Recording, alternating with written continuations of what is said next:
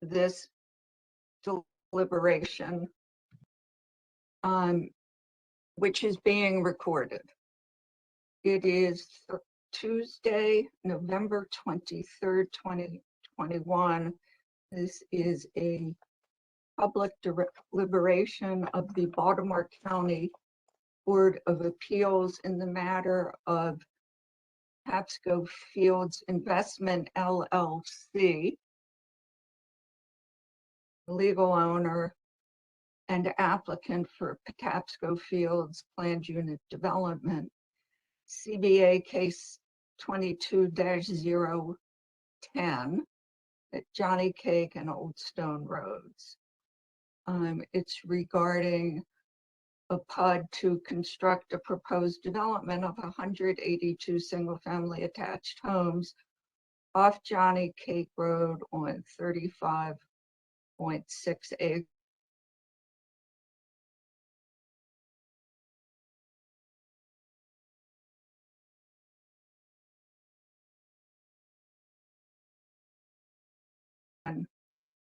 Was an appeal of an opinion dated July 26, 21 of the ALJ's order and opinion approving the development.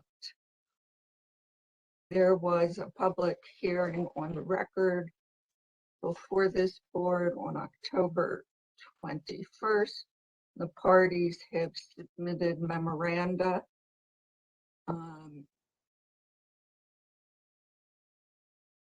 for our review.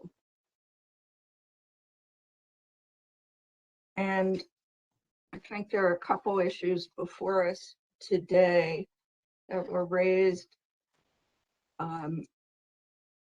by the appellant, including the process by which the master plan amendment was adopted, the effect of the development and the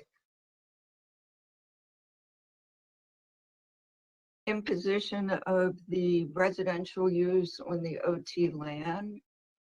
Have you both had an opportunity to review all the memoranda and issues? Mr. Sampson, you want to? I'm going to let you go first on this one as to how you think, what you're. Haven't had enough coffee. I'm sorry.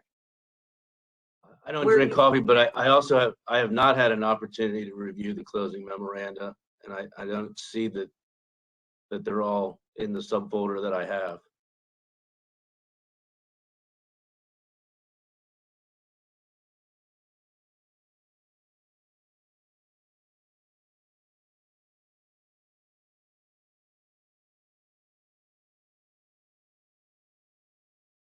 Ms. Dopkin, I don't know if you're speaking or you're communicating, but you have a yellow triangle on the screen for you, and there's no video.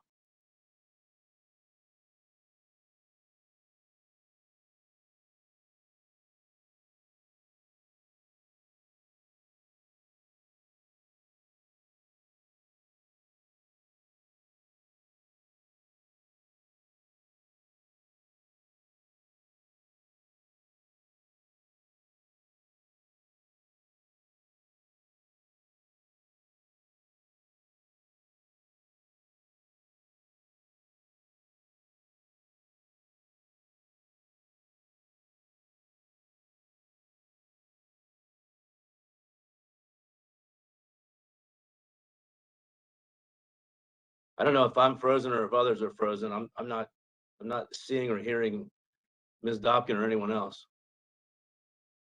Yes, Mr. Sampson, I have the same situation. Okay.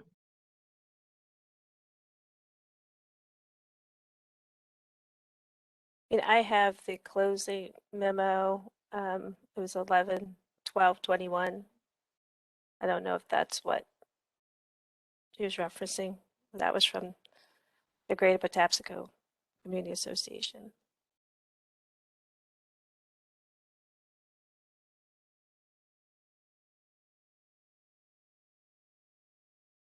And then we also have the Skolny closing memo dated the same day.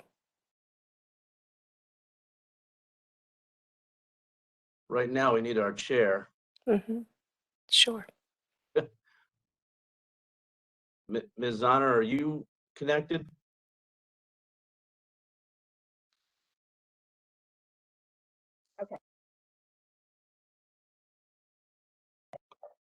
My apologies.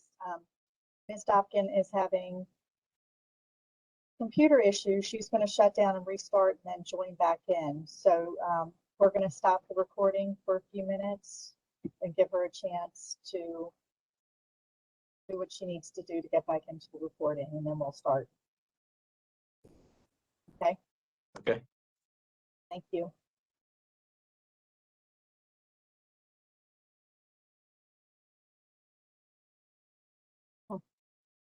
Okay, we're back on the record. Thank you.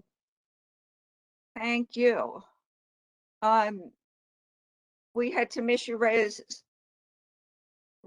by the appellant regarding the process and the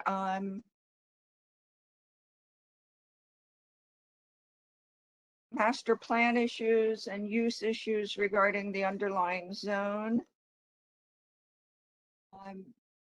There were memoranda. The developer's memoranda was separate from the, in a separate folder from the appellant's memoranda and exhibits. So, Ms. Bernardi, have you had time to review the issues that were raised?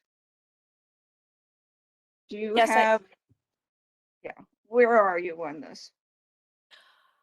well, I guess the first issue regarding the process, I saw the main question to be whether the county, through a legislative action, can make a site that arguably may not have been eligible to be legally eligible through that resolution that was issued in July of 20.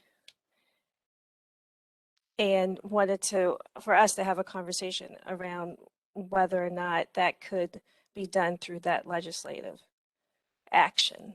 It seems like there's very strong authority that can only be done through some type of other process or regulatory process because it alters the master plan for which the community gets to participate. Well, I looked at that as well, and I think the whole discussion about the master plan is kind of a red herring. And much as I think the process for amending the master plan was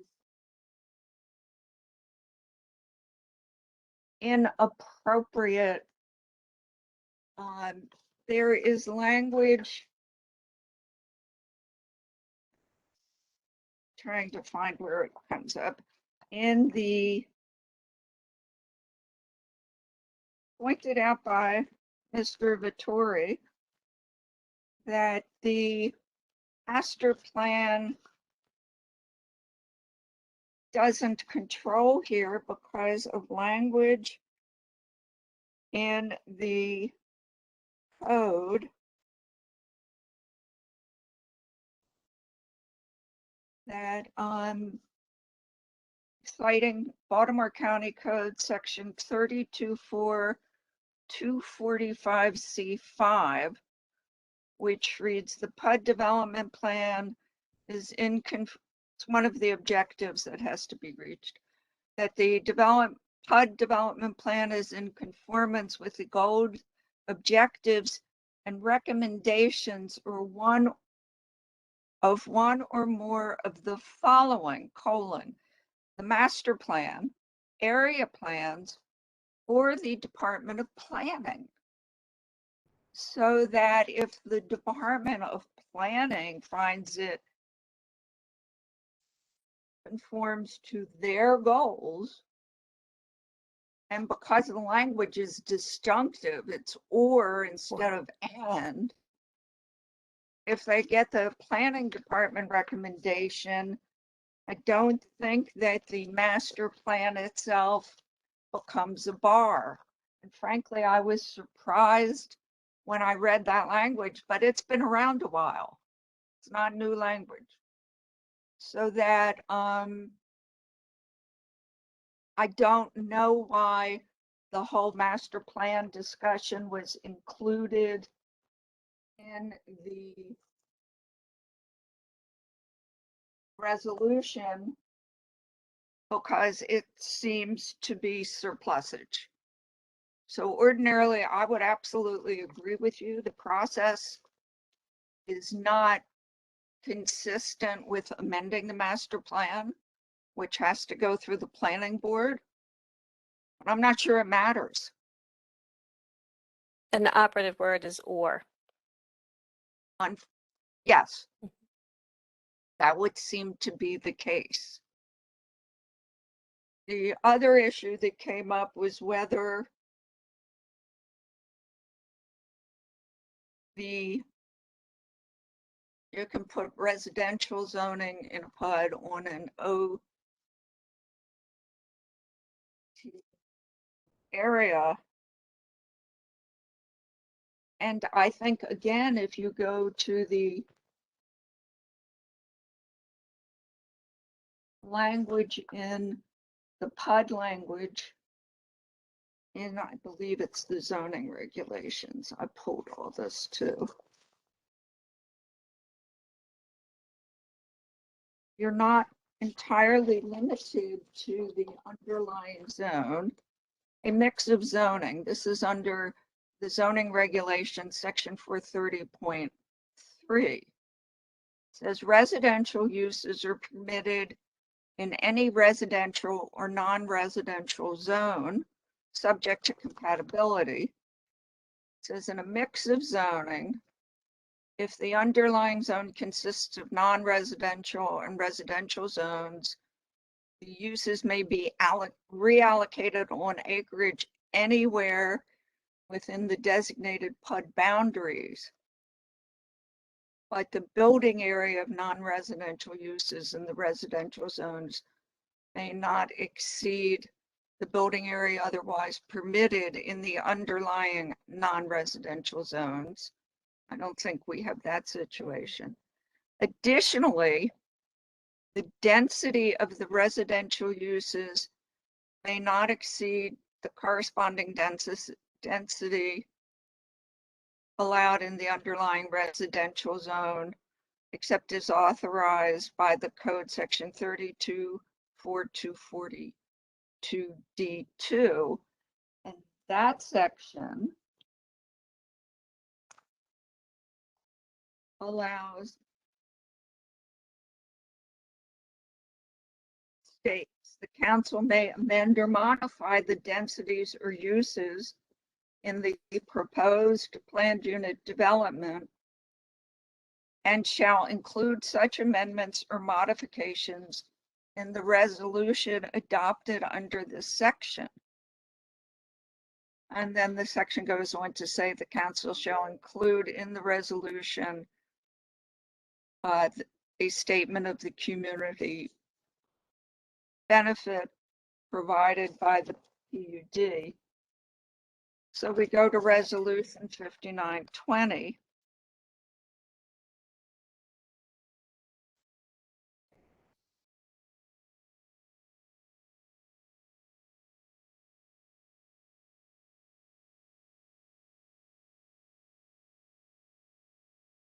They state the community benefit, which are in this case particularly numerous. And they state the modification of the density to no more than 182 single-family attached dwellings. So it's a little bit circuitous, but if you follow the roadmap, they get there. And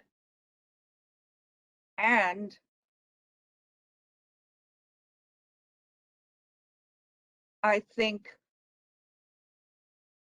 that they get there and that it is not, we're limited to the record below us. We can remand, affirm, or reverse or modify if the ALJ decision exceeds the authority or jurisdiction of the hearing officer, results from an unlawful procedure, is affected by any other error of law, is unsupported by competent material and substantial evidence in light of the entire record as submitted, or is arbitrary or capricious. Now, the ALJ raised some concerns, but the record before him, and he's the finder of fact, left the resolution of those concerns to the evidence that he was presented. He deemed it enough to approve the development. So my particular view is that we are obliged to affirm the ALJ decision. But And it was a little circuitous getting there.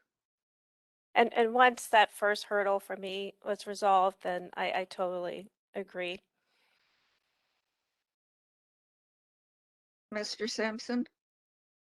And yes, and subject to the same condition that the ALJ attached. Yes. And Yeah. I have one other concern that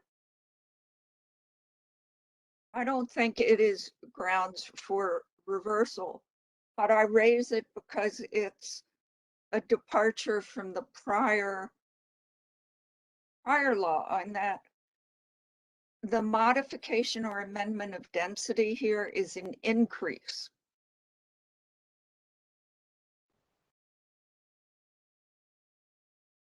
At one time, the regulations permitted an increase with a percentage, with a cap. That's no longer part of the law. There has always been a policy when people submit amended plans, and this is not amending density, that amendment or modification could be approved administratively if it was a reduction. It sort of bothers me from a legislative interpretive point of view that there is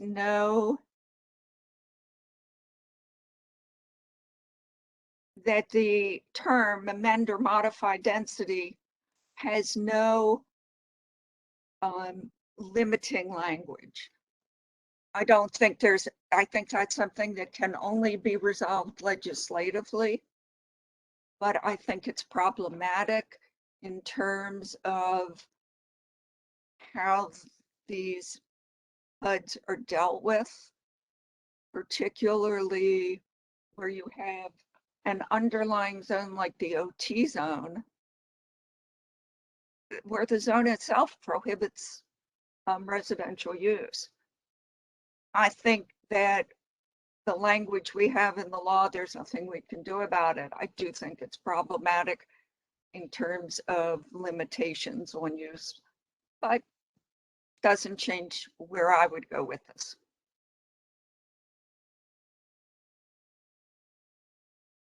Sir, are we in agreement that we affirm subject to the conditions in the underlying ALJ order?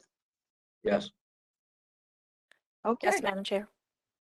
I think that ends this deliberation, and I thank you and wish you all a happy holiday, and to all our attendees as well. Happy Thanksgiving. Thank you. Happy Thanksgiving and safe travels. Happy Thanksgiving.